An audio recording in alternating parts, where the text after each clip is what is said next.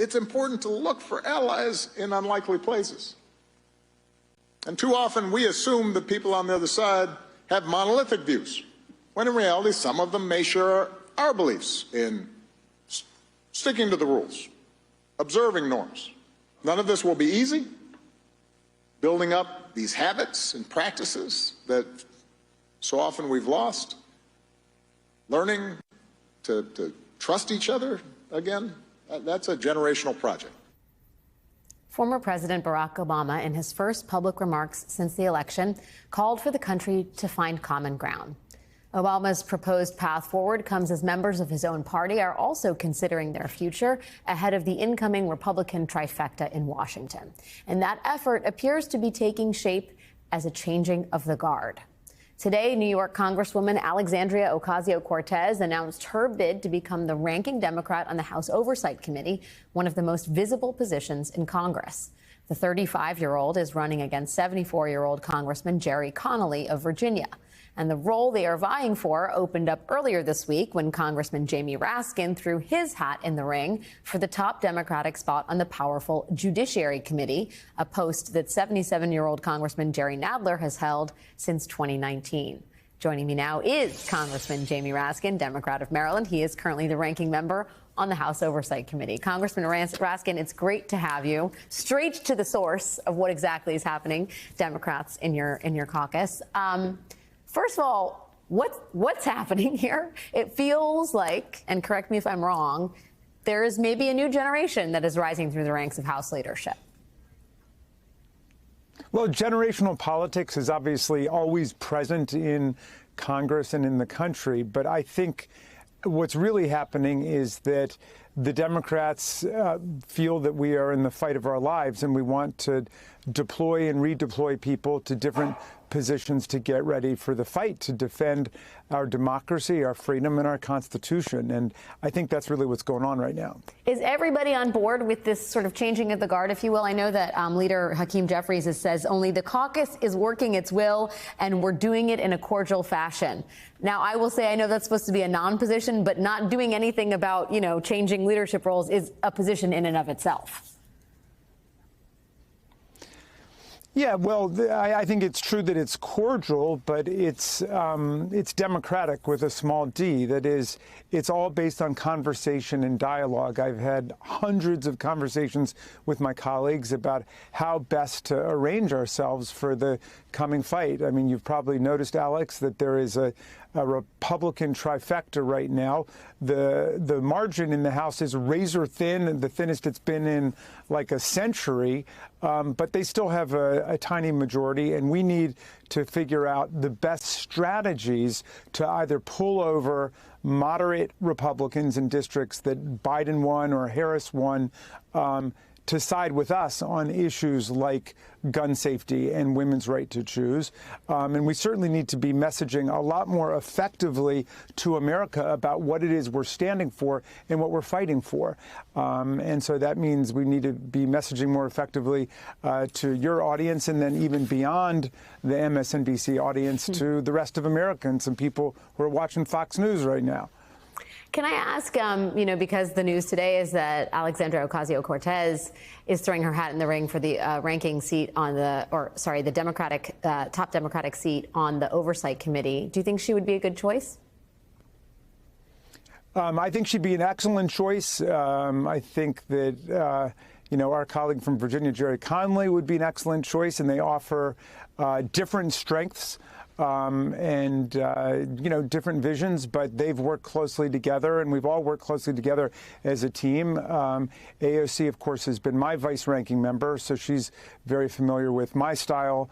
Jerry Connolly has been on the committee for a lot longer, and he's familiar with the history and the evolution of the committee. So we're going to have a really interesting conversation about what we want to happen on the Oversight Committee, both in minority and when we take the Congress back in 2026, what we're going to do with the Oversight Committee to make sure that the government is an instrument for the people and not a plaything for billionaires. I think we already have a record number of billionaires who have been nominated or assigned by Donald Trump to his new cabinet. There's a name for that, and it's called oligarchy. oligarchy or plutocracy. It's government for the wealthiest and not for the working people. And I know that was their big pose during the campaign, but America is in for a cold shower here when we see who's really benefiting from the government they're putting into place. Yeah, I think if you take even non-Senate confirmed positions in the Trump administration, it's the net worth is like $340 billion to your point. But I do want to go back to something that you said about what this moment demands. And you mentioned, Democrats need to talk to and appeal to people who aren't just watching our fabulous channel, but are also watching other networks like Fox. And when you think of someone like, for example, AOC, who is an incredible voice in the Democratic Party and who has, I should note, worked in a bipartisan fashion across the aisle on some key, initiatives. She's worked even hand in hand with Matt Gaetz, not exactly known as a liberal squish. But the impression is that she is, a liberal firebrand. And in the context of appealing to more people from across the aisle, does that hurt the broader effort to widen the aperture, if you will, if you have someone like her sitting atop one of the most powerful committees in Congress? Yeah, I think tough questions like that are going to be asked during this process. And I know they were asked, in my campaign for the Judiciary Committee position, which still continues. We've got several more days before the actual election takes place. We have to have those kind of hard, soul-searching soliloquies and meditations as we go through this. And I think... Do you want to have one right now on air and tell me what you think?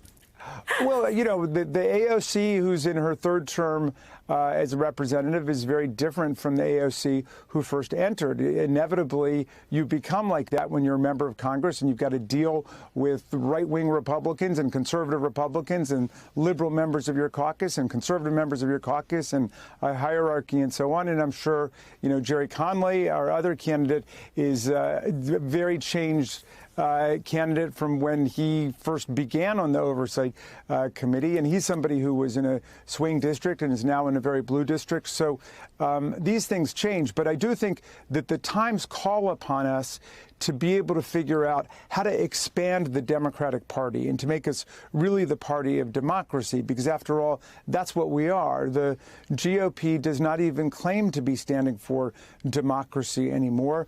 They are arranged on quasi-monarchical principles, and their leader is surrounded by a bunch of billionaire oligarchs. That's a very different form of government than what we've got here, and I agree it's more difficult on our side because we really are a party based on pluralism and diversity. We bring in people all across the racial, ethnic, gender, sexual orientation, geographic spectrum, and so on. And we are traditionally the party of the working class, the middle class in America. So we got to put a lot of different elements together to deal in this new environment, which is complicated by really segmented and decentralized media systems. I do want to ask you, just as we wrap up, former President Obama talked, I think, quite eloquently about the work ahead, that it's not just for the woke, but for the waking, that this is about a generational effort to begin to trust each other again. We are seeing Congressman Ro Khanna and Congressman Jared Moskowitz, Democrats, joining the DOGE caucus to cut federal waste, helmed by Vivek Ramaswamy and Elon Musk. Is that the right call? Is it about Democrats trying to find, common cause with even some of the most magnified soldiers in Trump's army? Well, sure. We're always looking to make common cause across the aisle. I've had legislation with Jim Jordan, the Press Act, to try to defend your rights as a reporter and the rights of reporters across the country, not to have their private notes subpoenaed and to be hauled into court. Because that's a violation of the freedom of press, and that's something where we're able to find conservative, liberal connection on. And when I was in the state Senate in Maryland, we had a bunch of Republicans who joined us for marriage equality, for abolishing the death penalty. So we can make common cause. The important thing is to remember what a political party is. Party comes from the French word parti. It means a part.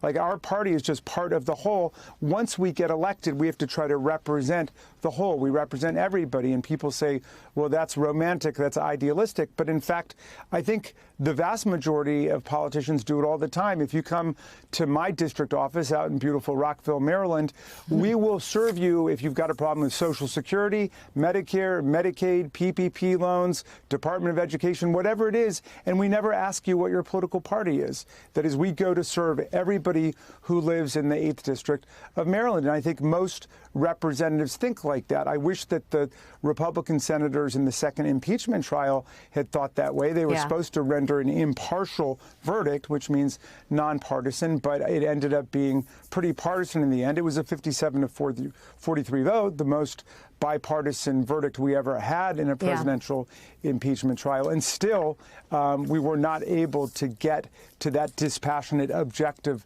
final verdict. Congressman Jamie Raskin reminding us of our French origins and our democratic work at hand. Thank you for your time, sir. It's great to have your perspective on all of this. You bet.